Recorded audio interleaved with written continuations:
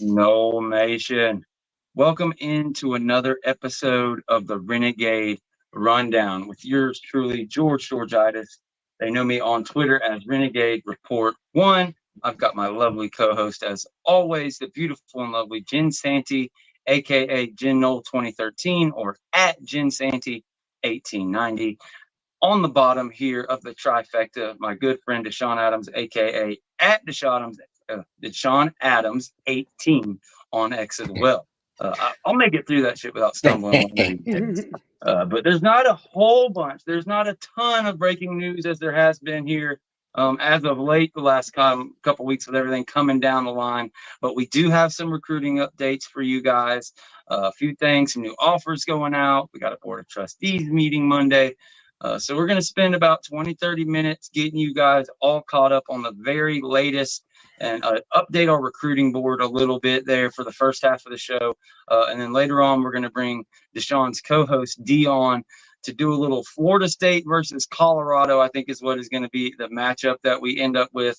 But we're going to look a little bit at the Florida State team, in whatever you want to call it, in College Football 25, kind of a virtual reality look at what we have. They're missing a couple players from guys that didn't opt in, but it'll still be a lot of fun to kind of discuss the football team, and I'll kind of be the color guy, do the announcement for their matchup. But welcome in, everybody. Again, everybody hit that like and sub.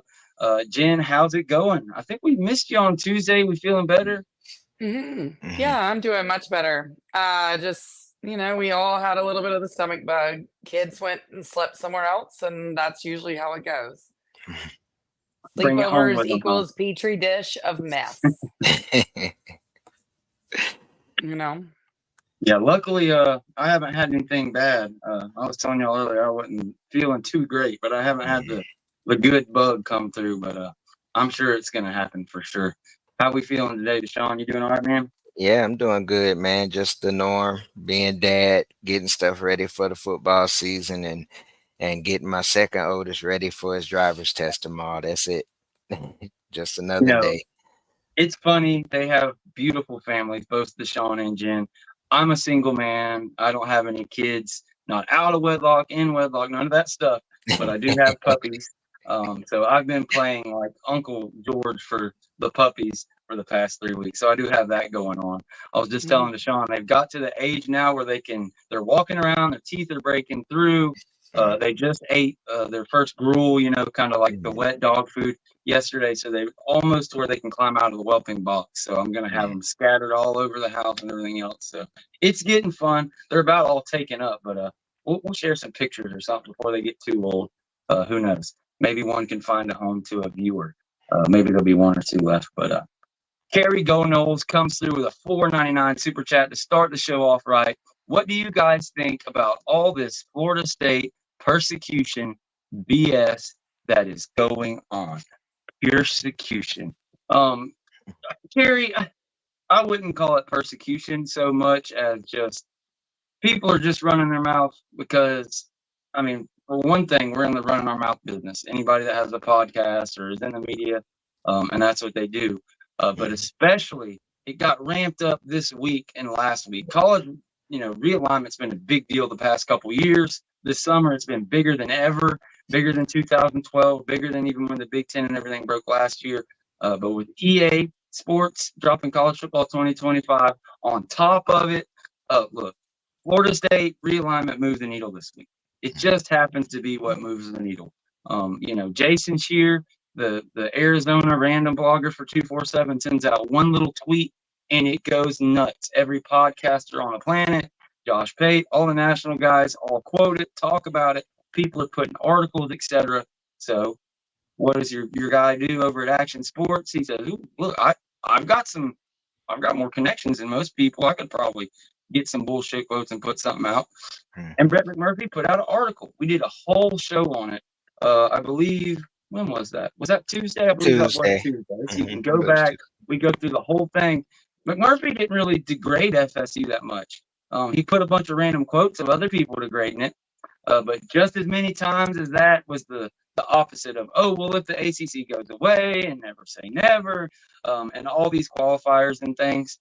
As far as like other podcasts taking shots, and I seen this kid that looked like Florida's defensive coordinator on Twitter. I'm sure y'all seen it, getting on there Yeah. talking about, oh, FSU this, they're not even close to AAU, doing all this shit. And it's like everything he said was wrong. So I take more of an issue with kind of the reporting and, on any little quote, anything that's put out by Brett McMurphy or some random blogger is taken and quoted, and the headlines don't equal what's the context of it whatsoever. And yeah, we're the dark side Knowles, Darth Vader, Mike Norvell, whatever you want to call it. I'm for it. You want me to start? Go ahead. All right. Okay. Here's the deal. One, Brett McMurphy's had a hard-on for Florida State for as long as I can remember, and it's really getting to be stage 5 clinger scenarios here.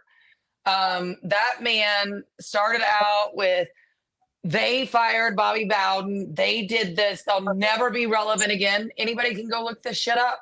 I'm not making it up. It's right there. Then when Jimbo Fisher, when Jimbo Fisher took over, they will never be relevant. They're never going to be relevant. They're losers, blah, blah, blah. Then he wins the national championship. Well, wait, hang on. Actually, I have a better story before the national championship. When Jameis was the quarterback, his reporting on Jameis, guys, was so well researched. Let's just be for real, as we're talking about it. And don't get me started on what he said about Dalvin Cook. Let's continue down the road of this man's actual hard-on for Florida State. That's all he cares about. And again, I'm not saying he's wrong. Maybe he's angry. I don't know that his hairpiece doesn't fit. I didn't say it. I'm only being honest. This guy, I'm not saying he's lying.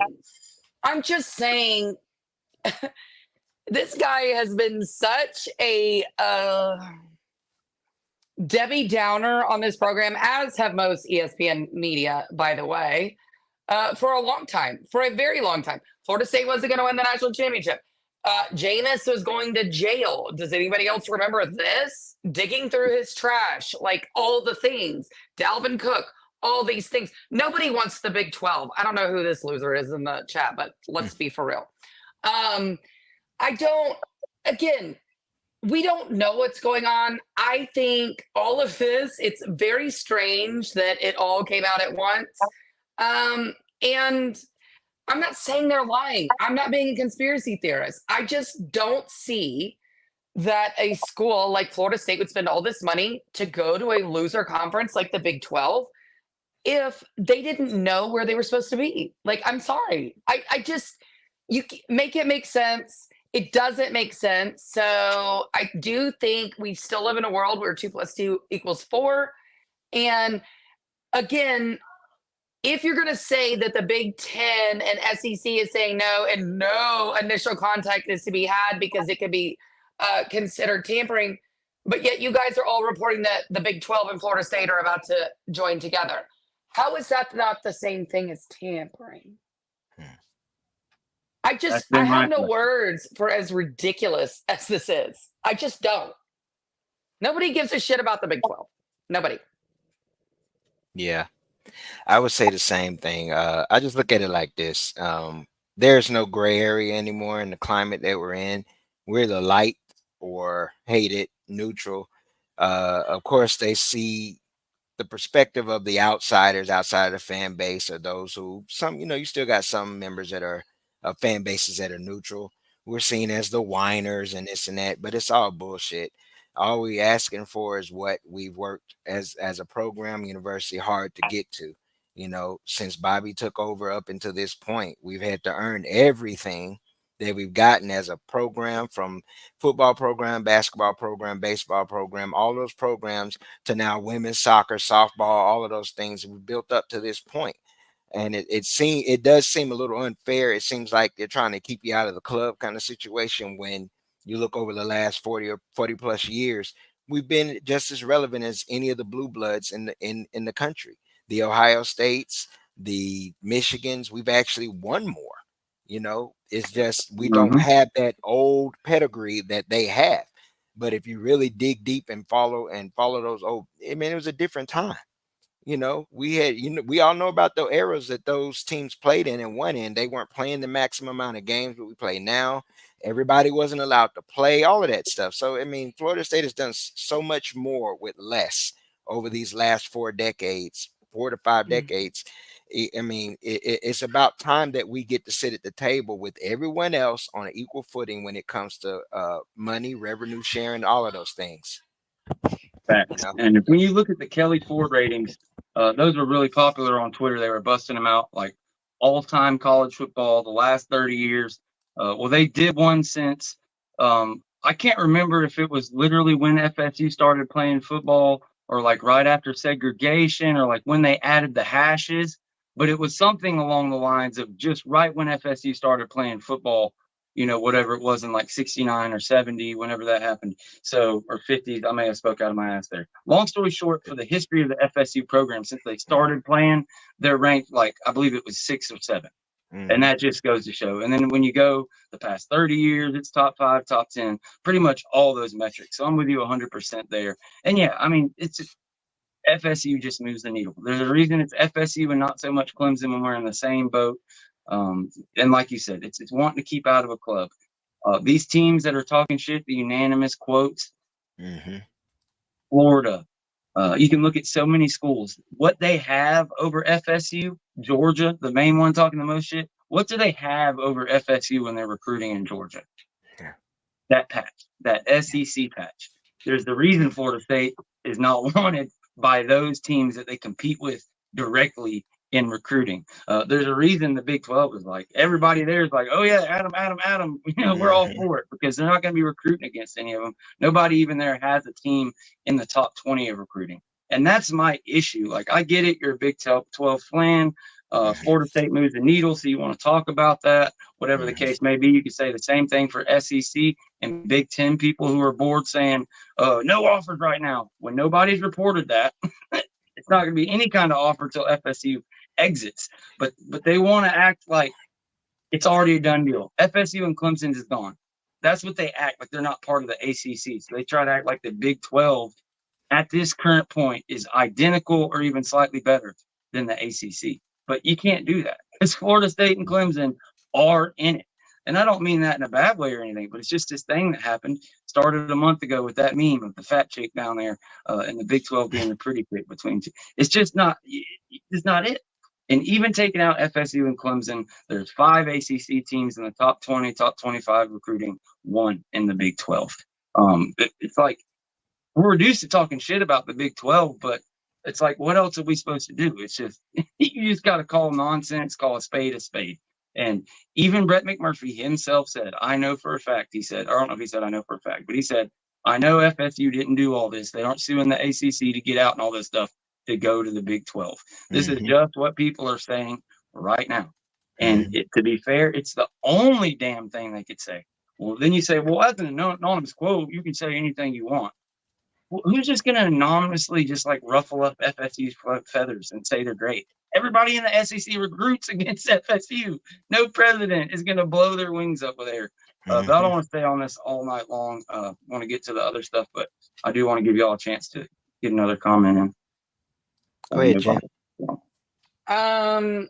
About the Big 12, yeah, I don't see any reason you would spend millions of dollars to go to a below lateral move. That would be an absolute failure if that's what you're stuck with. I don't see that happening with our administration and everything. I've never seen them fail really at anything so far. Brett McMurphy's also the same reporter that said Mike Norvell was going to go to Alabama, but he also was never contacted by Alabama. So that makes sense. I can't do it. I didn't say it. That was his reporting. And again, I'm not saying he's lying. I'm just saying corporate media sucks and they do what they're supposed to do. That's all I'm going to say. Yeah. I'll put it this way with Big 12, and I'll keep it short. The programs that are in the conference now, outside of Colorado and BYU, every other program that even has or sniffed the national title was pre-segregation. Some of them were pre-car, automobile. So, I mean, this is pretty much what we're talking about. here. And I mean, it's not knocking those programs or that conference. It's just when you know your value, you know where you want to be, and you know where you belong. And we play at the big boy table. And I'm sorry, with Oklahoma and Texas leaving, there are no more big boys in that conference. None. And it would be a lateral to almost less than a lateral move right now. And even with the short-term money they could offer, as you discussed previously, George, long term, it would not be financially feasible for FSU to do. We'd be right back in a worse or equal to situation that we're in now. You'd just be rewinding the clock back to 2012 Mhm. and going to the Big 12, but taking the piece of shit contract that the ACC was giving you. And I Yes. think that's a big part of it. I think the reality will hit home for these people. Once we see a season of the Big 12 without Oklahoma and Texas, I think they're going to realize exactly where they stand. Because, it's like we haven't even seen it yet. You know what I mean? They want to talk about how shitty the ACC would be without FSU and Clemson and things like that. But just like these other Big 12 teams are step up, you're not going to tell me Miami, NC State, North Carolina, without the two behemoths on the schedule, all of a sudden they're going to have 10 wins instead of 9, 11 instead of. And that's just how college football works. And But here's we'll the move thing, on. the Delulu out of the Big 12 fans is wild. They're comparing Florida State and Utah. They're comparing Arizona, who is broke. They're in the red. They can't even afford to pay like their NIL bills. Let's forget this. Nobody is going to sit there unless they want to watch Florida State to watch those bullshit teams. Nobody cares. Nobody cares about the Big 12. Name me a team in the Big 12 that matters right now. Name me one in football, just one. I'll wait. Yeah, no, that's what I was just saying. Absolutely not. There's nobody there. It ain't there. Texas and Oklahoma are gone. Maybe they'll figure it out after they see the season play out. But speaking of recruiting, one of those ACC teams in the top 20 recruiting, or I don't even know if they're actually in there now that I think about it, is Miami. They've been recruiting pretty good. Everybody thought it was Miami for DJ Pickett. And then everybody thought, including Steve Wiltfong, Oregon for DJ Pickett. DJ Pickett ends up at LSU. So him being a DB, I'm sure they're taking plenty, but there's only so many of these tippy top 4 and 5 star guys you're going to get. You wonder if that plays into the recruiting battles FSU has going on, and it brings you to another DB. Brings you to Jabari Anton, aka Boosie, corner for SFE. Was originally committed to LSU, if I'm not confused here. Yes. Decommitted, got down to a final 3 of LSU, Miami, and Florida State. Now, I'm not sure if it was Steve Wiltfong, but I'm for sure that Chad Simmons reported that it was down to just LSU and Miami for Mr. Jabari Antoine. That kind of caught me off guard, even though we were the kind of smallest school on the thumbnail. I've been hearing that we were in it the whole way. But sure enough, that news comes out. But then this morning, Jabari Antoine retweets a thing that Onis Conabani put out there with them two and FSU colors, all these things, FSU or SFE teammates at FSU. He retweets it. And I'll let you go to first on Deshawn, because I think you got the more information on this one. Are they right, or is Florida State out of it, or is Chad Simmons wrong and we're in it? What's the deal with Boosie? I mean, if you go by what Chad Simmons says, it's easy to say, yeah, we're out. We kind of been in the shadows for the last, 2 weeks or so. To touch on the DJ Pickett situation, everybody knew or felt that Oregon was strong. It's a situation where LSU is desperate to hold on to that moniker of DBU, Corey Raymond. So Pickett was a must get. It's also a must get for them to get back into the Boosie recruitment. Right now, Miami is very confident. Miami's doing Miami things to acquire his services or his signature on signing day. I would still say Florida State's lurking, and of course LSU is there in a situation where you have a home state prospect and them trying to keep him and him being a must get to continue them not falling behind within the conference, with them adding Oklahoma and Texas, that makes it even more competitive. But as far as Bootsy goes, some close to him still believes that we're in it. There's been some things said that we're still in it. A lot of us still are in doubters because we know what Miami can do as far as NIL or just throwing the proverbial bag. LSU is all in themselves in that area. Doesn't mean we're not competitive in that area, but it's one of those wait and see, because it could be a situation where it looks just like we've seen the Fong bombs have not hit consistently like they normally do. It seems like he's been a little bit more off this year. He's been off in the past before, but he's really missed on a few crystal balls coming out beforehand. And not only him, but other prognosticators or your experts, quote unquote. But I say that about Boosie, just watch and watch and see. He's playing it close to the vest. And he did say, it's been reported that he said it's a Miami LSU thing, but we'll see. Yeah, it's weird. And yeah, it does seem like there has been more wrong this year, but I think it's just it is what recruiting. We were laughing about it earlier with these 17-year-old kids. It is just a different game than it used to be. It's hard. They will purposely, play the game. They will tell somebody one thing and go do something totally opposite. We saw what happened with Travis Hunter. We saw different guys go our way when we were supposedly out of it here lately. CJ Wiley wasn't supposed to be anywhere near us, and we land him. Kevin Wynn was projected different places. So we'll see. I was convinced I had just moved on, and Deshawn was telling me a couple things. So we'll see. People close to him says we're still in it, so I'll take it. Kerry Go Knowles comes in with a $9.99 super chat. Has anyone here ever seen college football when Florida State and Georgia are both at the top of their games? You haven't, because it didn't happen. No. Because Florida State has a better brand. It's very true, and it makes sense why Georgia would rank us number 18th or whatever it was in the poll after 2022, far below anybody else. It makes sense why they talk smack every chance they get. It makes sense why Georgia would, even though they lost in that SEC championship game and got payback, you better believe that conversation was had like, no, we got a chance. They're going to be missing guys. Let's go hammer these MFers. Yeah, for sure. And when you talk about LSU, I had mentioned that they, there's only so many DBs you're going to sign. Well, they currently have 2 safeties signed. They've got 247 has Pickett listed as a safety. I don't know if he'll play corner in college at all. But yeah, so as far as that goes, Jabari Antone is a corner. So you could see, you could see it. We'll see what happens. But moving on, offensive line is another one. We got a bit of news that we weren't really expecting. Who was it? What was the tackle that committed?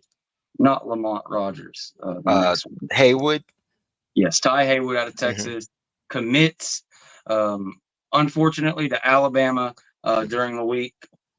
It's one of those things. We didn't have a date, so we weren't looking for it. You didn't know to make sure, okay, where are we sitting at right now so we could really report it. He's a guy that Florida State has recruited well, and they're not going to stop. 5-star offensive linemen, those are guys you push all the way to the end. And we'll see what happens with Alabama this year. We'll see what happens with Florida State this year. But James made a comment on Twitter. He was like, oof, well, I'm going to back to the drawing board, see what we're going to do at tackle.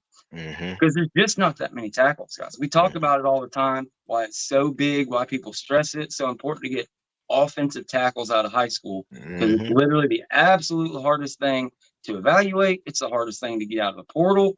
It's a nightmare. And tight ends are right there with it, because they're basically miniature tackles. So when you put your resources, and one of the issues we had in previous years, into 3, 4, 5 offensive tackles, whatever it may be, and you miss on them, you miss on your top 2 or 3, it puts you in a real bad spot.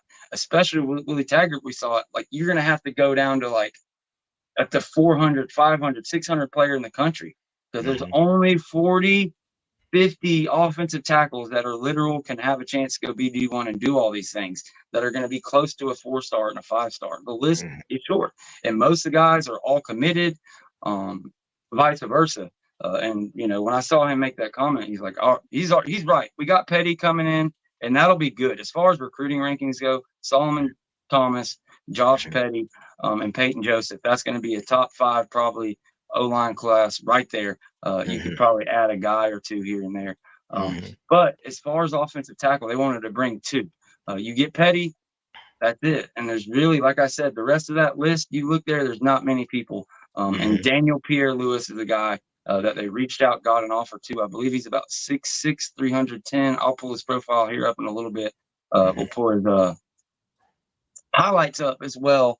But how disappointed were y'all about losing out on Haywood, and feel about, our guy here, Daniel Pierre-Louis, who I believe really could, if here's a guy, if Alex Atkins can get his hand on him, you could absolutely see in a couple years, make a Darius Washington jump, or, any one of these kind of jumps. Not a guy that I'm going to expect to come in as a freshman, but definitely a stud.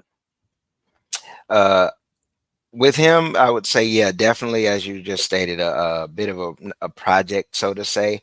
Not totally raw, but what I'd say about it is you can never truly evaluate the position. I mean, just because you throw a star on a position at that particular position doesn't mean they're going to pan out. I mean, unless you can see the film.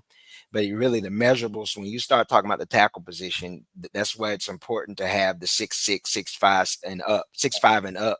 And then they have to have really long wingspans because of what they're asked to do in the pass protection. Long arms really matter with kick steps, punch to power, all of those things when you're facing fast defensive ends. So with him, I can understand they're looking for, he fits the measurables, and you just have to teach technique.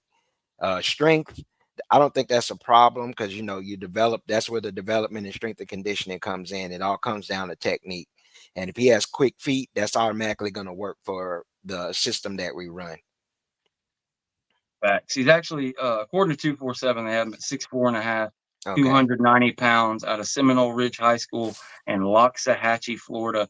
Again, like, there's your known tackles. There's the top 34 of them, and the rest of these guys are going to be NA. They're going to be projects. We'll see what he does his senior year. He's likely to shoot up the board.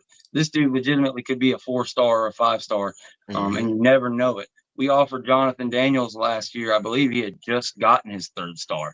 And then by the end of it, he was fighting for a 5th star, up and down at that point. So here's the guy, kind of like Jonathan Daniels, I could see making a big jump.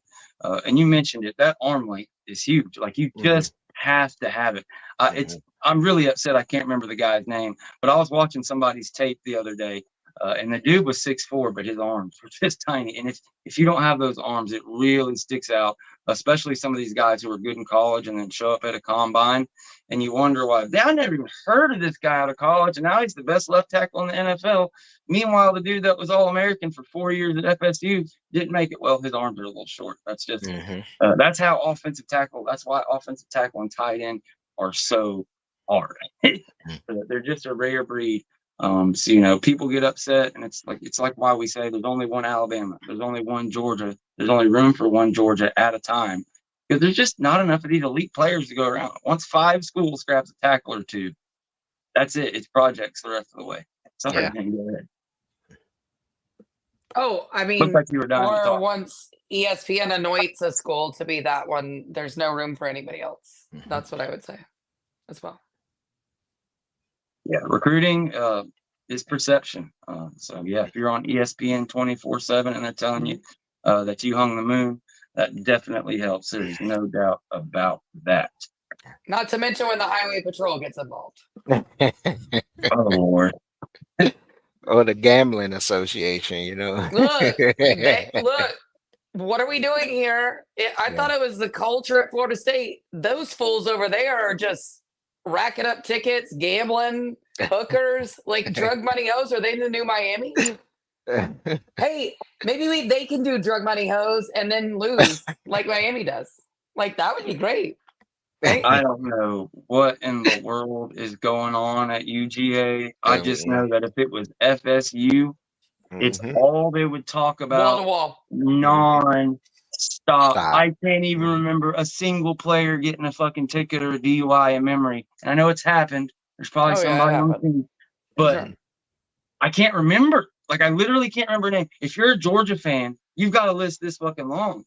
It's like 25 players the last couple of years, is it not? Or did I see 20-something tickets just from the break since the season ended? Look, Brett McMurphy and his dilapidated hairpiece was going through Jameis Winston's garbage pail, like the dumpsters at Florida State. I mean, I don't know. Wasn't me. I didn't say it. Yeah. Georgia has had at least 25 arrests or citations for speeding, reckless driving, or racing since the fatal crash of January 15th, 2023, that killed offensive lineman Devin Willock and recruiting staffer Chandler LaCroix. So in Wasn't a year she and a drunk or half, they've something? had 25 arrests or citations for speeding and reckless driving. Since they had that giant, thing that's supposed to bring your locker room together and make everybody, we're kids. So it's like, I never want to preach at kids and this and that, but there's something going on at Georgia where they're allowing it to happen. Whatever reason, whatever their penalties are, not being stiff enough, something needs to change. Yeah. I would say this. It's a tradition like none other because prior to Kirby, these issues were still there. I live in the state, and some things get out and some things are not nationally revealed. Even under Mark Richt, there were issues with driving and intoxication and all of those things. I mean, I'm telling the truth. This Georgia's been doing this for 20 years, and it's just been swept under the rug. More than 20 years. It's just not been put out there like it does some other universities like Florida State. When those kind of situations happen, they become magnified. I mean, even in Alabama, in Saban's, in their height in the mid 2000s, it was a lot of stuff, but you never hear about it nationally because it was always swept under the rug. Well, that was the way of the world in college football for a Yeah. long time. And yeah, I agree. Tallahassee, like, we had hellions under Jimbo towards the end. Like, it's not a thing at one school. My issue with it is, like, it's the same guy. It's been going on. You have a guy pass away, terrible thing, and now 25 arrests and citations for reckless driving. It's never like 5 over for these guys. Every time it's 130. Part of it is kids used to not all get a Hellcat. Yeah. Now everybody that's on the 2 deep has a Hellcat or whatever car of their choice that they're able to do 130. There used to be only a couple cars you could get in America that would do 130 in the 90s. So it's a modern problem, but somebody needs to be the adult and step in there and fix something with that situation. But we got our guy D in the waiting room. The news portion of the show went on a little bit longer than we were planning, so we'll go ahead and bring him up here. What's up, D? As we finish the next kind of the last of FSU news part of the station or the podcast, I'll put the number up on here for the next 5-10 minutes. If you have any questions or anything you want us to cover before we get a look at Florida State I've been calling it NCAA 25. Apparently, it's college football 25. So I guess they did that because of the playoff. But anyways, what's up, D, man? I heard you've got a bit of an advantage on the handicap here. What's so up, what's George? up? You gonna take it easy on my guy Deshawn? He's repping the Knowles for us. I haven't played it yet, so I think he's talking more about Madden. What's up, Jen? What's up, Damien? What's up, man? That's a famous Hey, how last are word. you? I done heard Hey, that. are I you ain't played guys ready shit for so many times. me? If y'all are gonna start, do you want me to go ahead and head out, or what are we doing? Whenever you're ready. I know you got Love Island going on, and we're just gonna be playing video games. I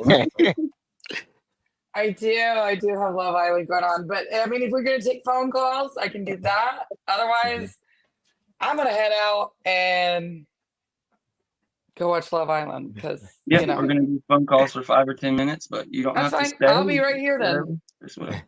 Yeah, all righty. We may not get a phone call.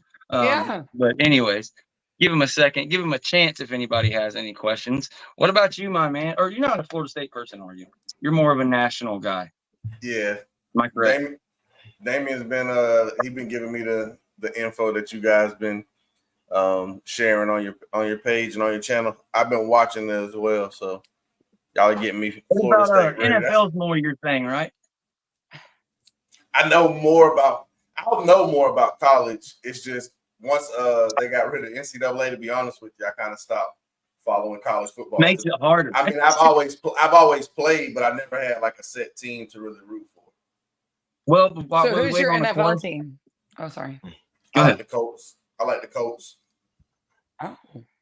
The Colts, man. Andrew Luck broke your heart, didn't he? As soon as y'all get an offensive line, that man gonna retire. Like shit, he took all them beatings for years. Get for 1 year, we got the Richardson best came in offensive with line in to football. take the beating. I That's how always it should called go. I always called Colts fans Titans fans in waiting, because usually Colts fans were fans because of Peyton Manning, and I always called them Titan fans in waiting, because then they're just gonna switch right back over to the Titans. I was a No, I Titan like fan for the Cortland Finnegan era, Mhm. but I really kind of jumped from team to team. But Cortland's from Milton, so we represented. I like the Colts more. I like Peyton Manning, yeah, but I like the Colts because of Edwin James and Bob Sanders. Oh no, I Sanders was absolutely that. believe that. I'm just making fun of the Tennessee fans around here, because they love to lurk, and they love to hate me. And you know what? Give me the views. I enjoy it as well. Yeah, Bob Sanders is one of those guys. Yeah. Obviously a generation ahead of me, but as a kid, it was like the Bucks is the one team I kind of lean on. So I was a big John Lynch fan. Bob Sanders was another one of those safeties we love to see. Just popping guys. Again, guys, the phone number is up on the screen, 850-495-1906. If you have any questions about FSU football before we get into the EA game stuff, now is the time, as the chat makes fun of D with his big, what is that, Minecraft background. They said you're in the Matrix. That's our gaming channel. Yes, that's our gaming logo. That stuff. Okay, so y'all are on go ahead and plug the YouTube real quick. That'll be a good transition. We'll start with Double D's Let's Talk Ball podcast. We also have Double D's College and Double D's Gaming, and also D's Corner, DSCORNER, D's Corner, where we're going to give you NFL news. We're going to talk college ball. We're going to break down the big games of the week. We're also going to play the games of the week against each other, and we're going to present them through streaming. As we talk about the big matchups and the scores, highlights, big hits, big catches, all of those things. Boom. You heard it here first. They're just been getting started, but they're killing it, man. I'm so happy to have Deshawn here with me and Jen. This is the second time coming on the channel. Just like us, they just like talking football, and they really, really know their stuff. Just to give a rundown on what we talked about, we've got Jabari Antoine, committing tomorrow. Not too confident, but Florida State's still in that one, so look out for that. Sunday is Vernell Brown, the Florida Gator legacy. He'll be committing. We'll be going live after his commitment. There are some rumors Florida State really in that one as well, but it's kind of a similar situation where it's Florida. But Florida State has been putting in good work there, and you never know what could happen if that coaching staff blows up. On the 22nd, which is the Monday, the Board of Trustees meeting goes underway. So make sure you check in with us on the roast or Tuesday to get the updates from that. They're looking at getting that 8AU membership that everybody's screaming we're miles and miles away from, and we're not going to get, and we have to have, but we don't have to, yada, yada. So there's a ton of stuff going on. Camp starts Wednesday. This shit's about to really pick up. We're going to have a lot more news for you guys. And then next thing you know, it's the season. I mean, it's like 36 days, I believe now, till the season. And we're going to be back to just 3 and 4 hour shows and having fun. And just going to have to tell you guys, we got to go. But as of right now, we're still having fun and trying to find stuff to do. But what we're not going to do is make up lies and rumors and all that shit. Yes. Just to get here. If we do clickbait, it's just, I mean, I might be a smart ass and put the clickbait thing out there with quotes around it, like I did with Big 12 the other day. But I did it too anyway. yesterday. I totally called that guy out. And then he commented, "Don't be a hater." I was like, well, don't be a liar. Hello. Hello. Like, I'm sorry. No real school is going to a conference funded by private equity. If you don't know finance, it's just not happening. You can lie to your followers. You can do whatever you want. It's just not happening. That is a crumbling situation. I know this because I'm actually in finance. Nobody is doing this. Imagine you're sitting there and the stock market crashes. We have a Black Friday and it's like, oh no, my football team's not getting paid. Yeah, I'm sorry, exactly. but the Big 12 went out of business. no multiple schools are going to be like, oh, you're being funded by private equity to pay us. All right. Like, we're just going to throw everything away. No big deal. And then when you call in the loan, what the hell is going to go on? Because nobody gives a shit about the Big 12. Again, I'm just saying this to be nice. I've been trying to be nice, but nobody is understanding the fact that no real school is going to go, oh, your conference is funded by private equity. Like, a school can use private equity to pay off a loan, right? Mm-hmm. That's totally different than a whole dang conference being funded by private equity. It's just so ridiculous. I don't have the words. Again, I'm over it. And if y'all want me to destroy some more people on this, I can, and I don't mind doing it. No, we won't save it for the roast, but we got to move on. But all right, guys, y'all have a good one. Points earned on that. Enjoy. Nice to see you guys. Have a good night. All right, Jen. Good night, Jen. We wish you luck because I know you've got your eye on somebody that you want to make it through. So hopefully the ugly bitches are out and Jen's all the way through the finale. My girl Leah is through. I already know it. Let's go. I know you got like go. 6 nights left or something. I saw like the 38. It's the finale. Episode, it's the finale. It's been the finale for a month, Jen. Oh, leave me alone. Leave me alone. Go get it. Goodbye. Goodbye. All right, guys. Y'all ready to play some football? We are ready. All righty. So did you end up, what do we got? What's the matchup? It is Florida State home team against Colorado. All righty. You heard it here first as I add it to the stage. I'm going to do my best. Color commentating. We'll see how this works out. We may just do a half. I don't know what size quarters they got on, but we're going to have some fun with it. See if Deshawn can take home the victory for the Renegade Report. He's got the home team. And Florida State, we all know, is miles and miles better than Colorado. But let's just do a PSA out there. Colorado in the game is at 87. And Florida State is at 88, I believe. So we're up to a 90. Y'all at 90. About that. Yeah, 90. Did they change Colorado's or did theirs stay at 87? They're like 89, I believe now. Oh, they got a bump too? 87? Their offense is at 89. That's what it is. Yeah, their offense is 89. Mm-hmm. Okay, so yeah, only a 3-point difference there. Not a giant difference. But God dang, that looks good. Tell me it doesn't look like we're about to watch a game right now. Yeah. We're playing on 4-minute quarters too, so it won't drag out too long. Yeah, we didn't want you to go over too much. I will ask the audience, how do y'all feel about the crowd noise? Y'all want to tell me if y'all want me to mute it or keep it on how it is? The Buffaloes will kick it away to start. We can. If you would like to mute it, we can do it. It's no problem. No, I got it. Okay. Yep. I was just saying that the audience can let us know what they think. Mm-hmm. We're doing a quick depth chart to change some things with the depth chart. So that's what we're doing now. Really? Just man. I better go what you got now. Okay. No, I'm just kidding. I don't care. I've seen people getting fist fights over that, not letting it change the depth chart. I've seen knives get pulled out. All right, here we go. Straight kicking off to the Champions Club. Yeah. Looks like they like the crowd noise, so we'll keep it. Yes. If anything, I guess, you could go and turn the announcers themselves off, but don't worry about that shit right now. Touchdown time, baby. The give is to Williams. TJ, hands it off to Roydell Williams for a 9-yard gain right up the gut. I believe that was the B gap. Plays like that will help this offense stay in rhythm all game long. If you can have that kind of success on first down run. Oh, yeah. We may have to shut Palmer's ass up in a little bit, but that was a nice run by Roydell Williams. Beautiful run.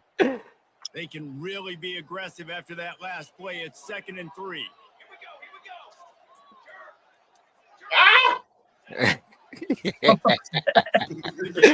You trying to get the snap count? Is that what that was? Because we need a flag. I can't throw a flag from over here. That is such a good run. I'll tell you, if you're going to put on a Seminole helmet, you better be dangerous with the ball in your hands at the running back position, right? Think back to That's the my late, biggest great weakness Rodney on these Bowden. games. I will He start was off always running the able ball, to recruit executing a the game difference plan, maker at that but as soon as I position. get He down, would have I'll loved start to just have throwing this guy freaking in his 14. offense because it feels like he can score a touchdown DJ, every you single roll time he tight. has the ball. He fires it out to The the right. comeback? No, he threw it all the way to the end zone. And they Yeah, weren't he able got to a make the cannon. connection they were looking for to Yeah, keep he Oh yeah, does. I believe his throwing power is Man, I 97. don't know what Mm-hmm. happened. He didn't I look thought he was open as hitting it is. the QB's comeback trying to with make the a user play, catch. trying to force the ball, but at least he threw it where his guy could catch it or Dude, nobody that could looks catch straight up like Bill Campbell Stadium. Y'all gonna make me buy a Here comes the damn offense on console second now. down. Yeah, these graphics are nice. They'll They're run real it from nice. gun. Yeah. So if Feely stopped for a loss, it. And the running back I only got again 2 does a yards. nice Excuse me, job 2 on yards that. for my You guy. can tell they're focused in on this running back, on this run game, being physical, getting knockbacks, and limiting his carries.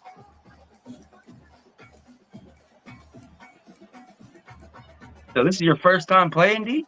I figured you'd have done played a couple times. Would you just pick it up today? No, it just downloaded at Oh midnight, shit. but we coached last night, so I got home kind of late. They Dropping- line up, and dropping it That's is right. a It actually long released way at to the midnight, huh? sticks from here. Like for everybody. Receiver on the move gets the touch pass. Gets it past the I was first there. down marker and still Let's go. Was that They're Kai? ripping off chunks That's of Benson. Get it to the His Benson, speed is Malik elite. Benson. Yeah, he has elite speed. Malik Benson. Kind of hard for me to see the numbers here. I'm about to get my screen bigger here Try to somehow. keep them on their heels. I love that play call. You could see the defense wasn't sure what was going on.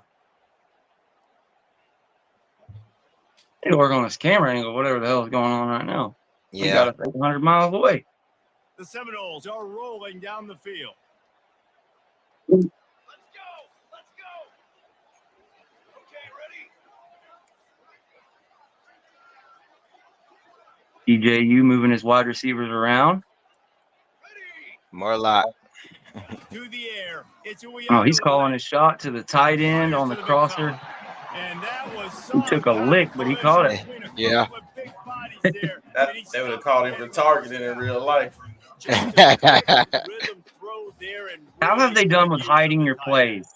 Is it pretty good? Like, no, they came back in the day. They pretty much you went into a formation, you knew exactly what somebody was going to run. Well, you can audible and you can change. And what's new with this game, you can set the stem of the route. So you can shorten the route, lengthen the route. They give you all the options, the corner routes, the bang eight, dig routes, whip routes, all of those. So you can pick a play and then you can turn around and audible at the line of scrimmage. Well, you got a set amount. I know you back in the day, you'd have like 4 plays, but some folks can get it. Can you like get into the whole playbook from the line of scrimmage? You can. Yeah, that's you can another go. level. You can change the speed of the play of the lineup. You can go turbo, no huddle, and just keep going. Hit all gas, no brakes, or you can run a slow offense and chew the clock. And you can like say if you wanted to set the halfback slip screen to always be Jalen Lucas, you can go put him in that spot. Yeah, you can do that. Packages and things as well. After the 3-yard pickup, they come to the line, 2nd and 7. That's where guys would start kicking my ass when they start doing all that stuff. From the gun, running back gets the give. Not a lot of I'm trying to get that running game going. In the red zone, baby. This is where we get it down. I'm gonna go ahead and mute it. Really need to pick up. Too much talking. Next time. Field goals are been a problem. It was open in the flat, Deshawn. I know. Say none because that'd be cheating, but I have my hands on my head. Poor choice. Trying to throw it double coverage. And field goals are crazy on here. Yeah, that shit goes fast on it. Yeah, I've heard everybody talking about the field goals. Yeah, tits for Fitz. Fitz gonna nail that. Yeah, tits for Fitz. Hey George, what's up, man? Since we're on your since you got me on your Florida State show, I'm gonna ask you some Florida State questions. Okay, Who do that's you cool. think? Who do you think is, or who do you personally view as your toughest competition this year in the ACC? Toughest competition in the ACC. So that one is pretty simple. You're going to look at Clemson or Miami. Miami beat Clemson last year, but personally, I would probably lead Clemson's way. It's been a long time since we saw Clemson lose 3 or 4 games like that in the regular season. Start out getting whipped. They've got Klubnik coming back. Their defense is always nasty. I just personally, it's just always good. It's going to be Clemson for me. Miami's going to have to show me something this year. But make no mistake, you're going down to Miami. That's like a must-win game. That's a huge game. Notre Dame isn't technically in the ACC, but they could end up being your stiffest match all year. Really, when you look at it, it's kind of the opposite of what we had in 22, where we had LSU, we had a break, but then we played Louisville, Wake Forest, NC State, Clemson, all back to back to back. This year, it's at the end. So it's like gravy, knock on wood. I'm going to jinx myself.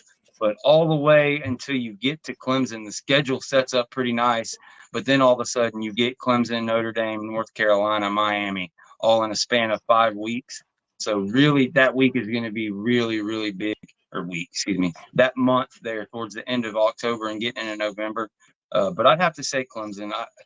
The talent, if you look at the talent, a lot of people are going to say Miami, but I'm pretty sure the Vegas still has Clemson up there pretty close, and that's who worries me the most. You got lucky there, D. So do you think? But you guys, if you guys play them late, that should give DJ a chance to grow. Yeah, man, the schedule, and that's the thing about this schedule. If you break it down into its smallest parts, it's pretty similar to 2022, but the difference is it's split up.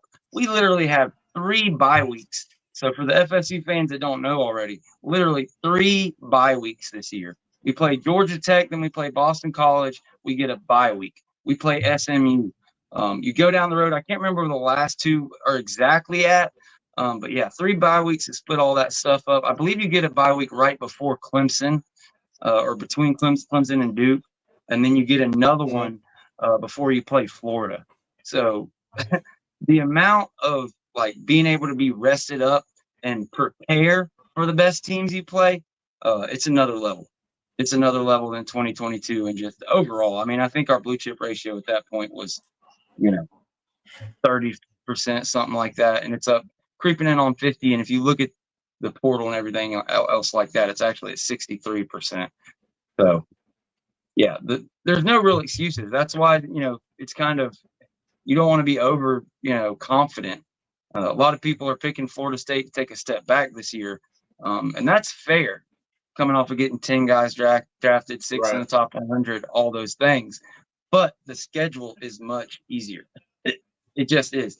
Last year, we opened up with LSU, who was ranked top 10 to start the year out. And, that was a physical game, and there wasn't much break after it. So this year, starting out with Georgia Tech and Ireland, then you got 8 days, 9 days until you play Boston College to get a bye week there. Yeah, it sets up really nice. There's really no complaints. I can kind of complain why they didn't spread out the last, like I said, the last 6 games. But with the bye weeks, yeah, Florida State, they're ready to run it. Another question. You said Ireland, and it made me think. I was I forgot they're playing in Ireland. Yes, sir. Going across the pond. Oh, so do you think that you guys, or what do you feel is your guys' chance of making it to the college football playoffs with the expansion of teams this year? Since you guys kind of did get screwed last year. What are our chances? It's really tough. The ACC champion is in. So basically, if you want to talk about odds, it comes down to my odds of getting into the college football or winning the ACC title. I think that's really good. I'd probably put it 60, 70%. That's how strongly I feel that Florida State wins the ACC. But you've got that 30%. There's a chance you go down to Clemson or you go down to Miami and for whatever reason you don't make that ACC championship game, the question then becomes, is the 10-2 Florida State team going to be ranked in the top 10 in the country? And in that scenario, with what they have done increasingly, the college football playoff, what they have shown year over year, I wouldn't feel very comfortable. I think we pretty much got to win the ACC, but I do think we have the best odds out of anybody. Somewhere they're north of 60% personally, if I had to put it on there. And I think maybe I'll think of some more as we're playing. But yeah, for sure. Question, you come up with anything, don't mind for sure. You done got a touchdown on our guy Deshawn, I see here. Yeah, he just got me back. Let's go. Let's go. Touchdown. He just got me back. Malik Benson. He got behind the defense. We had to distract you a little bit. So with Clemson being your biggest worry, what position or player gives you your biggest concern on your roster? I was about to say, you may catch me lacking because I'm not that deep on Clemson's roster yet. But on our roster, I'm talking about Florida State. Yeah, on our roster now, you're just going to get me hated whenever this player sees this video and sees who I picked. Who worries me the most? I'll look at that. I'll take that as somebody that's going to have to start. Yeah, somebody who's going to play. A popular pick is going to be Jeremiah Byers. There's a lot of people that don't really buy into the hype on him. I'm not in that crowd. I'm expecting a pretty good jump from Byers this year. I'm extremely, extremely bullish on our offensive line. Any way you want to look at it, I think our offensive line is going to be the strength of this team. Wide receiver is going to be the position of need. Wide receiver is going to be the position I'm the most worried about. Can you get a guy out there? I love Malik Benson. I think Hakeem Williams, this is a year to really get his stuff together. I don't know. I just don't know if you're going to have that guy you need at wide receiver. We're going to need somebody young to step up. I don't know if there's a particular player, like one particular player, but I would say wide receiver is definitely kind of that weakest position group. Another way to look at it would be linebacker. DJ Lundy is kind of like far and away the leader of that room. Being a senior, being here all these years, knowing the defense so well. You bring in Sean Murphy, you bring in Cam Riley. So, like, as far as one player that you just don't want to lose, like I really, really wouldn't want to lose, I'd be worried about losing, it's DJ Lundy, which is why I was so happy when he came back. So DJ Lundy is like my guy that I just really would not like to lose on the defense. And on the offense, wide receiver, just outside of Malik Benson, there just aren't a ton of names. Ton of talent, and I think somebody's going to step up. But when you're going into the season, who's going to go out there and win man coverage? Have proved it at the big stage. I'd like to say it's Kentron Portier, but he's got to stay healthy. I love our options at the slot, whether it's Jalen Lucas or whoever you put over there. Unfortunately, we lost our guy for the season in Destin Hill. That was a big loss in Destin Hill. The closer we get to the season, but you already got some significant injuries. Yeah, that Destin Hill one is pretty significant. The guy, he's never been much of an impact. It was going to be a breakout year for the guy. So it's not like you're really losing a ton of production or anything like that. But yeah, Destin Hill, I thought he was going to win that starting spot in the slot and really, really be a threat this year. You saw him, if you ever saw that highlight tape Miami did of Restrepo, where he's like open against air, but he still had 0 catches and 0 receptions. There was a lot of that going on this year when you could tell maybe he wasn't the focus of the play call, but as a true freshman, he's like wide open over there or just got missed. He was missed a few times. Same thing in the spring game and things like that. So yeah, I guess that would be my answer. I don't know if that's the exact answer, but political answer. I think another question that I have now is who's your favorite transfer in to Florida State this season? Favorite transfer. Damon, you can answer too. Yeah, you My go ahead and favorite answer player this one first and let me My think. favorite player that's transferred in. Yeah. I would have to say I'm looking forward to seeing what Roydell Williams can do. That's one that I would throw out there early. I almost don't even think of him as a damn transfer, but yeah, absolutely. Roydell Williams. It's gonna be hard to top that, just with what's expected for him to come in here and replace Trey Benson. Mm-hmm. Who else did we got? I'm gonna have to look at the list to refresh my memory. Because Marvin Jones Jr., that's a big damn pickup. That is a big damn pickup. If Marvin Jones Jr. can be, Jared Verse or Jermaine Johnson their first year at Florida State, if he can play to that level, it's hard to make much more of a big impact than that. And that's So he'll be Marvin alongside Jones, Peyton, won't he? Yep. Him and Peyton, which they'll be on the field at the same time in our in pass rush situations. Right. But with them both being lighter guys, I don't know. You may see Peyton out there with, either Dorjaye or Lolo Hea. Be interesting to see that, but yeah, definitely the two most athletic, two biggest, the highest ceiling on the team as edge rushers is Patrick Peyton, and our guy Marvin Jones Jr. There's no doubt about it. I just wanted to pull up the rest of them because I feel like there's somebody here.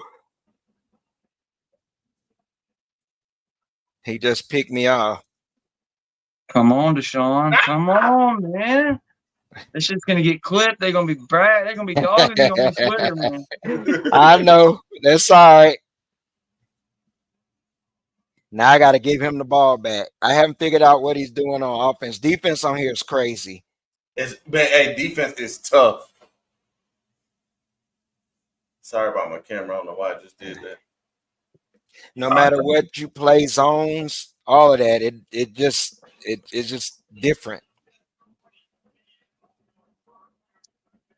And you gotta think we haven't had this game in what, 11 years? 11 years. Crazy stuff, man. I thought it was gonna be like a year or two thing. They were gonna figure it out. I couldn't believe they left all that money on the table for so long, but it must have been that much of a pain in the ass with that lawsuit. And I mean, if you think about it, man, as a college athlete, it wouldn't really have taken a lot back then. They could have probably paid these kids a couple $1,000 a month, and kids would have been good. But now with the NIL and all that stuff, I mean, it's like that's your guys' fault, NCAA. He's killing me with Hunter. Yeah, he's pretty good. Yeah, he's killing me with Hunter. Trying to figure this out with him. But the stadium is still rocking. Well, see, what works for Colorado in this setting, especially with 4-minute quarters, is that Travis Hunter is never going to get tired. Yes. So nice sack there by Joshua Farmer, rocking the number 5 from the inside. How would you guys have felt? How would you guys have felt, or how would you guys feel if Prime came home? If Prime came home. Oh man, I'd love to say hi to him at the game, man. That'd be great. Well, I mean, as y'all's coach, I mean, obviously your coach is. I know. Your coach is good right now. That shit ain't happening. Nope. The only way he's coming home would be as some kind of analyst or some shit like that, and there's no way he's going to do that. So I just don't see it. The only scenario that would allow that would be if Mike Norvell took a job with the Cowboys or some shit, which is the one fear I have. Like, I just could not see Norvell leaving us for another college job in a million years. And he hasn't made out like he's just dying to be in the pros, but with his competitiveness and things like that, that's the one thing I worry about. But they did interview Dion for the job. But this is before he even went to Jackson State, and kind of the reaction and the publicity he went on, and purposefully recruiting FSU guys that they're after because he knows that he's FSU and they're not going to talk shit about him and negatively recruit. and using that shit to his advantage. And then, oh, you thought you was going to take what we got, and then taking all those guys up there who we all love, promising them the world, and then shitting all over them in the media. And now, we end up with a Marion Cooper back. As a player, even as primetime in the NFL, I've always been a fan. When it comes to the kids and kind of the way he runs the program and stuff, personally, I'm not a fan. I don't get crazy like a lot of these people do. That type of program doesn't fit what Florida State does, in my opinion, and it's just different, But I love y'all's opinion on it. I was actually wondering what Florida State fans' opinion would be on Prime as a coach, because I know you guys loved him as a player. Facts. I think, me personally, obviously, I love Prime as a player. Mm-hmm. I've watched some of Coach Prime. Actually, I watched all of Coach Prime on Amazon, and I like some of the things just because I played football, and how we got coached is similar to how he coaches. These younger kids are more about like their feelings and emotions and things like that, and mental days, things like that. We didn't have that luxury.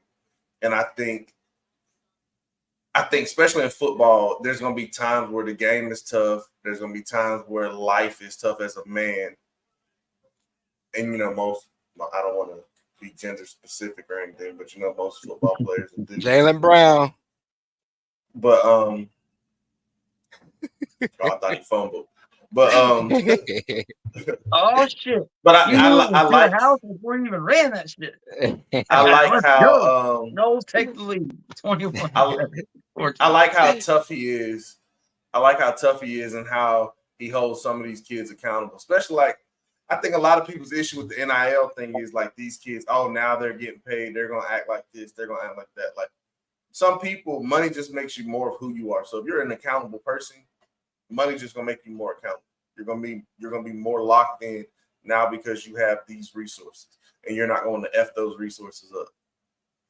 Those Jen's people fired up. She's watching the game. Let's go. Touchdown, Knowles, baby. We hope to see that. And you talk about young wide receivers. Here's a guy in Jaylen Brown who just slipped my mind. He's top 100 receiver with Hakeem Williams. He's an absolute beast. He's at LSU for 1 year, never even had a chance to get on the field. You're talking about, one of the best wide receiver cores in football and everything last year, Malik Neighbors, all these guys. So to have that guy as a sophomore, he has just as big a chance to break out as Hakeem Williams does. Obviously Hakeem Williams has been in the system, but that's another guy, when you want to talk about the slot, you could stick him over there. You could stick him outside. You can do anything with him. But, yeah, somebody was talking about Benson, Benson, Marvin Jones Jr., and Roydell Williams. I'd say that's probably the top 3 impact transfers. But Malik Benson has, for sure, the biggest weight on his shoulders because he's walked into a situation where he's being asked to be wide receiver number 1, just right off the bat. And, that's what he came here for. So we'll just pray for his health, and I think he's going to shock a lot of folks for sure.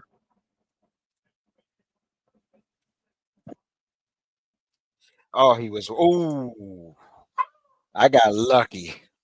That was wide open. That was All right, 88. well, 88 I now. might want to start using timeouts. Looks like 30 seconds in the second half. What do y'all want to call this a half? Y'all want to do one? Y'all need one more quarter to sell it? Yeah, it's third quarter.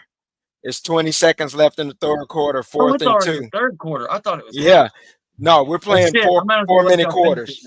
Okay. Yeah, we playing the whole thing. Yeah. Yeah, we All love right, It's 4-minute quarters. Yeah. Fourth quarter coming down almost. How many you got? 19 seconds left in the third?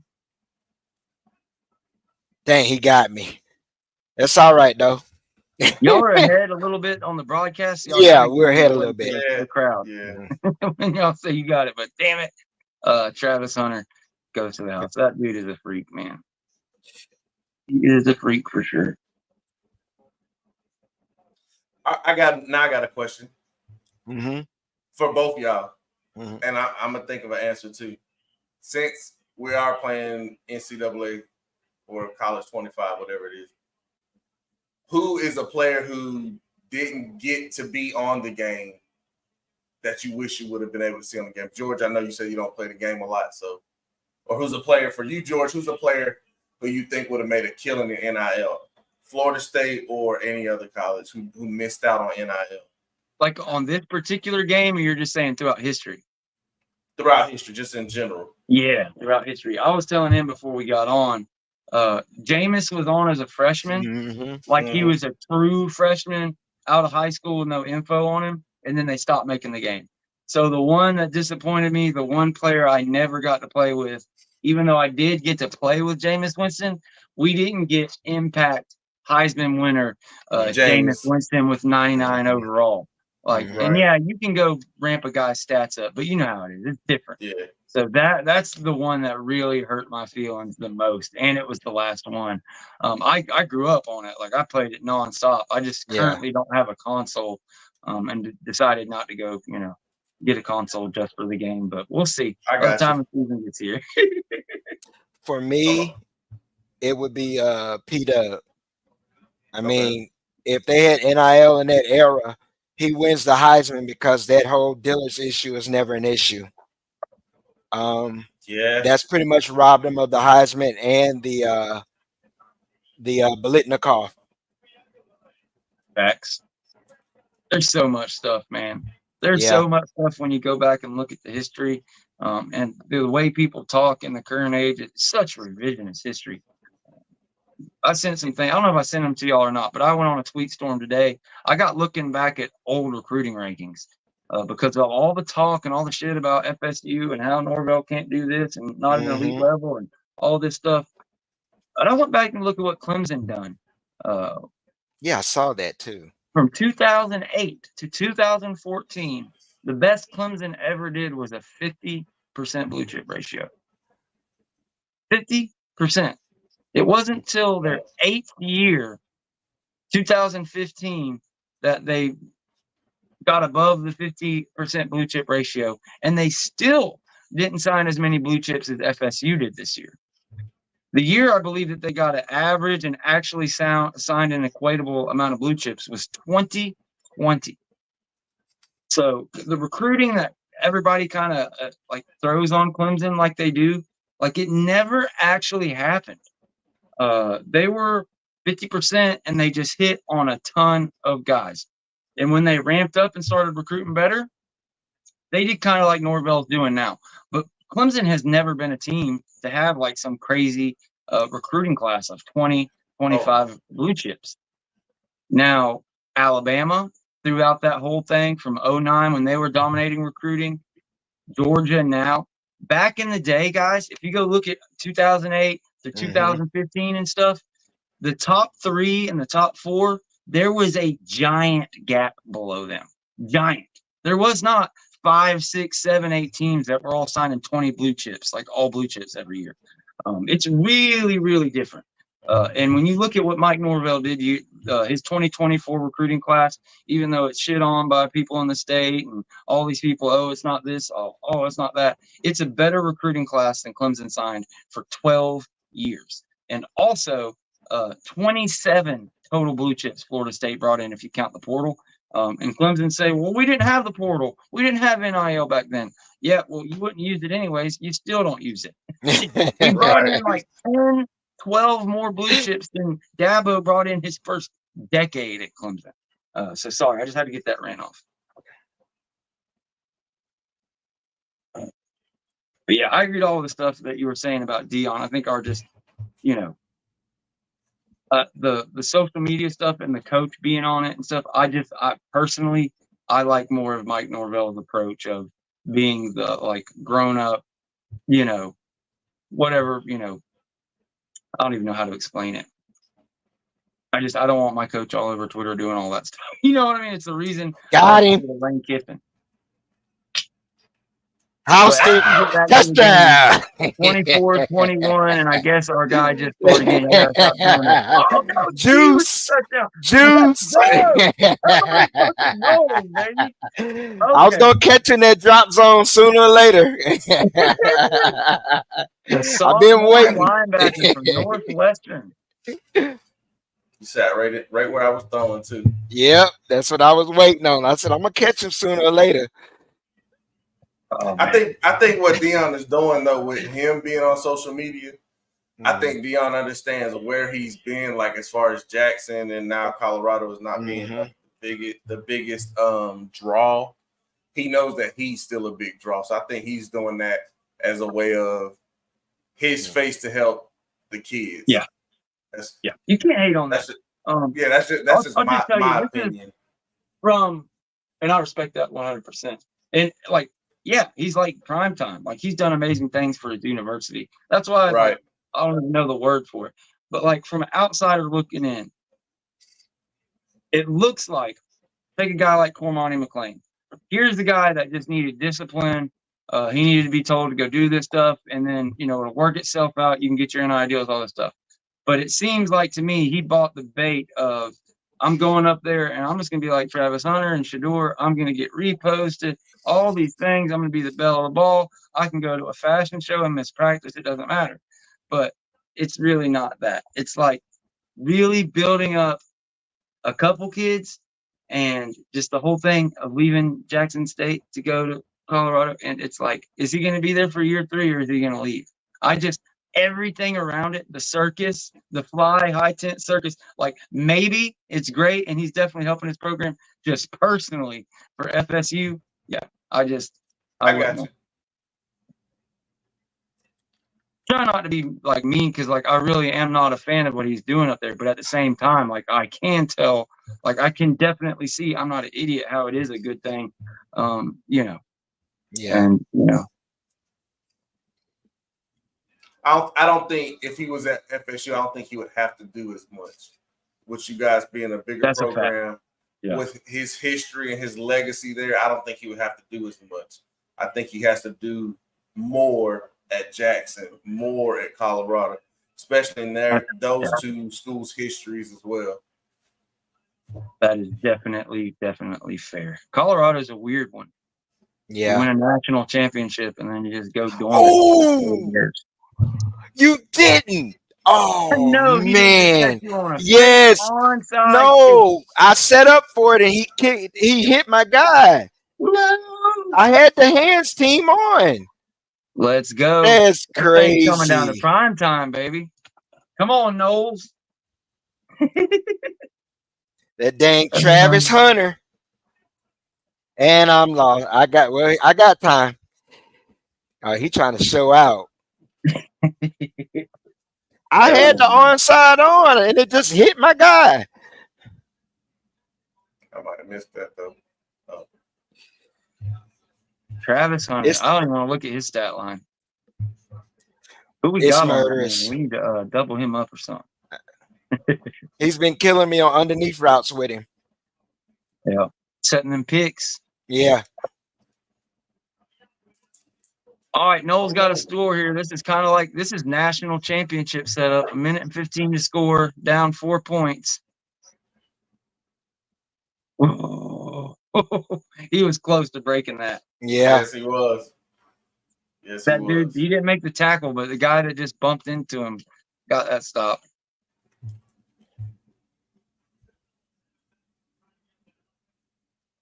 But yeah. I don't know. Maybe I'm just a hater, but I don't have I don't know. I don't have a good way to. It just basically anything I say sounds like a hater, but no, I get what you're saying. I think the Travis thing just like really pissed me off on a personal level. I got you. It's like like why do that to your alma mater? Like I don't.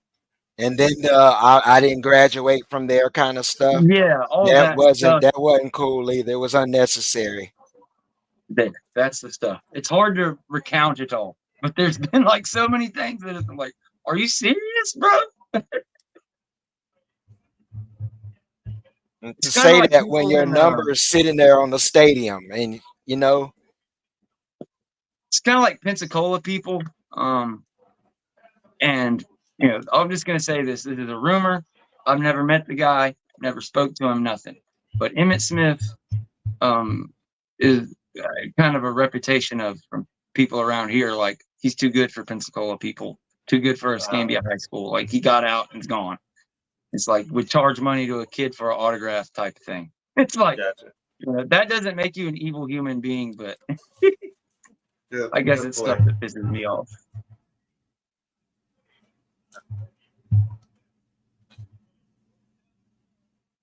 So, who is y'all's biggest, since you guys are Florida State fans, and maybe if anyone's still chiming in on the chat, just in general, who do you feel like is your biggest snub prospect throughout your history? Somebody that you felt should have been at Florida State, but decided for whatever reason to go somewhere else. That fucker you've been scoring on touchdowns with. Travis fucking Hunt. You fucking here's the thing. Dion recruited the kid to Florida State. You know what I mean? Like in the beginning, and then took him to Jackson. Answering the phone calls and all these things. So it's like he wasn't a leader on the board, nothing. Like it was one of those just total shocks. And for it to go to somebody who's like, he is Florida State, all these things, like love is war, whatever, Florida State. He's quit it now after last year's recruiting class. But for the first, like when he was at Colorado, it was literally like he was just anybody that had any tie to Florida State. As soon as Florida State, it was like, let me say, oh, that guy's over there. Just go down. Losing, and I'm Dion. So it's like, I don't know. I guess I just can't get over that shit. I blew it in the end. Man, oh man. It was a close one. Well, next time you're gonna have to be Florida State on the next game, and that's how the champion will. And look what he gonna do. Gets the home team. I took a knee. I ain't gonna try to score. Yeah, normally you try to do that. Go Miami playbook. Ain't no fucking there. You gotta run an option with the third string quarterback. I'm sorry, Norm Nation. I let y'all go.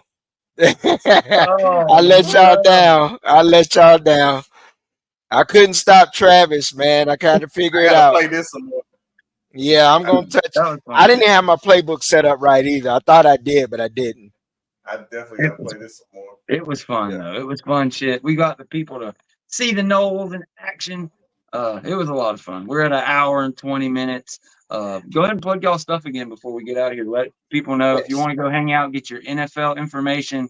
Deshawn gives it the FSU information.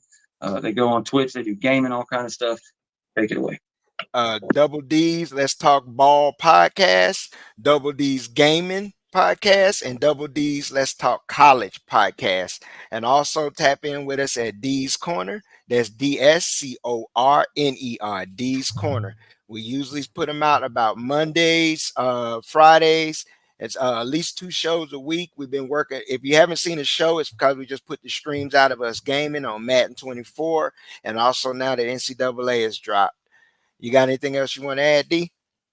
Nah, man. Just like, share, subscribe. Appreciate it, George. We're going to have to get you on our college show. Most definitely. Bet, man. I'm down. I told Deshawn we would have to work it out. We do 4 shows a week, so I'm like wide open. So like I don't do good on, hey, do you want to come on my show? Because I'm just like, right. I'm still getting ready for tomorrow's show. But no, we'll definitely set it up. Whenever y'all want, we'll set it up, and we'll definitely do it. To it, and maybe talk about some FSU players in their camp. I think that's what me and Deshawn started talking about. We're going to wait till camp starts, and then I can go on there and talk about how the Noles is doing. It's awesome having 10 guys as rookies in camp. Like, you forget. FSU football, watching football is fun. Some of his questions brought it up. Some of the guys that were snubbed, some of your best players, and things you would like to have seen. That's one of those things. The coolest part of Jimbo Fisher's tenure here is almost not even the national title. It's watching those dudes get drafted every year and then being able to watch NFL Red Zone, and there's a literal playmaker. Almost every game, almost every team, but damn sure every game you put on, 2014, 2015, 16, you had a playmaker on every team. And I just want to get back there. That's just a lot of fun. Oh, I'll throw one more thing out to those of you who are viewing. If you saw Kalen DeLoach get drafted to the UFL, and you were wondering, he's still a Tampa Bay Buck right now. It's just because he went undrafted, he's immediately eligible for the UFL draft. So they haven't even started camp. There's no preseason, so he's still working towards making that roster, and it's looking good right now. Yeah, I imagine it's kind of like, how high school baseball is. You recruit everybody, and then if they get drafted, and then they have a decision to make there. So we'll see. Hopefully, he makes that roster squad, and like everything Levante David said about him being a leader and everything pulls through, and he can kind of learn there from those linebackers. But if not, he'll have a hell of a backup plan as I think the number 3 overall pick or something like that. Mm-hmm. Who there was one Noel who isn't on an NFL team that got picked up pretty early. Who is that? Well, no, who's not on the NFL? I know that's terrible podcasting, but somebody that didn't get drafted. Was it Dent? Was it Dent? Dent, yes. It was Dent. Mm-hmm. So, Dent, I think he was another early pick. No, he got picked up. He got drafted like what, top 10? He was like a top 10. Oh, he got drafted. He got drafted to UFL. Yeah, he was a top 10 UFL pick. But he's in Chargers camp. He's in Chargers camp though. Yeah. That's just they just draft those players to the UFL in case they don't make the NFL camp, so they pretty much go to the minor leagues now. Which I think that's pretty cool. I think that's pretty cool though, because I think but I think football is probably the only sport who really doesn't have a minor league, who hasn't had a minor league or another opportunity for you to be able to go and put some tape on and get another look outside of the Canadian league. Facts. It's the weakest by a long shot. It's just so hard to do. And also there's a reason, because if there became a real minor league or real competitor for college football, that would be a real big problem for a lot of people. So we'll see. But I do hope that whether it's the XFL or the UFL, it would be nice if there was another league. It's almost like the CFL is too good. We need the CFL to go away so all the players can come home. They all try it, We've all seen it. The guys come home, but it's like we need one to survive. We just need it to survive. Yeah. Oh boy. But all right, guys. I guess we've gone long enough. Thanks again, guys, for joining us. Make sure you go subscribe to their podcast. Subscribe right here to the Renegade Report, and we will be back Sunday to regularly tuned programming. Go Knowles. I guess we'll leave y'all with a little bit of our guy Trub life since it's pretty slow. We've only got a couple people left. FSU versus Everton. Hey, man. The FSU versus everybody. Let's go. First off, fuck Bama in the Roll Tide. Fuck Tuscaloosa in every city that's close by. Bitch ass hillbilly redneck fans. Auburn almost caught y'all slacking like dress pants. Michigan trash, they ain't got a damn chance. Only Wolverine I respect is X-Man. Sheen ass coach got exposed, still in plays. Damn right I'm bitter, y'all sweeter than lemonade. Texas ain't shit to rave about. The Longhorns only good at a steakhouse. Had y'all like number 3, I was like, no way. Y'all lost to Oklahoma, which means y'all just okay. And Washington not important. Y'all be some ducks, acting like that's vital as an organ. If we played y'all, we kick that ass Chuck Norris. Y'all stay boring. Only thing in that bitch is a forest. Let's set the record straight. Fuck your team if it ain't Florida State. 13-0, undefeated. Damn, what more it take? Denied our presence. That should be a crime. They jealous. Probably get in if the Gators wasn't 5. Miami better not say nada. Last time they won a championship